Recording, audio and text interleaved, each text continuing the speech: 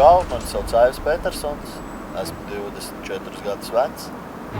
Piedalos Miss un Misters Latvija.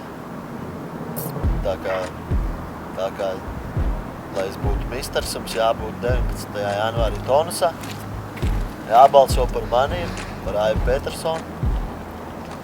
Es domāju, būs viss izdevies. Tad es maukšu uz Turciju, atvedīšu jums žvačkas visiem. Riktīgi kožļāsim visi kopā. Tas ir jānobalso par mani tikai tāpēc, ka es esmu labākais no misteriem visiem, tiem, kas tur piedalās. Tiku fināliņā, nevis izdevies. Jā, cīnos, strādāju visu laiku pie tā, lai es pilnveidotu sevi, būtu perfekti. Jums jābūt visiem 19. janvārī klubā Tonus, kur notiks Miss un Misters fināliņš, kurā piedalos es, protams, par mani jābalso, tikai par mani, nekādiem pārējiem cilvēkiem.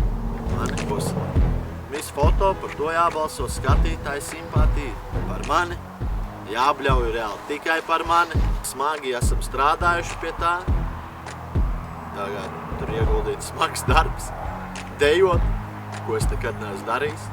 Jūs to redzēsiet visi 19. janvārī. Tātad jums vēl ir jābalso tikai par mani, tāpēc, lai varētu Lauris Gabrants skriet pliks pa Jaunbērzi.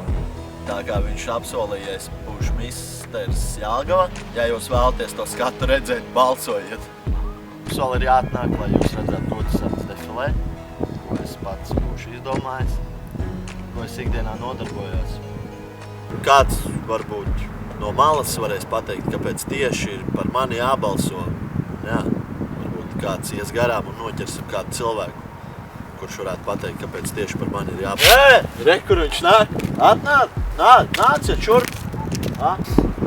Labdien!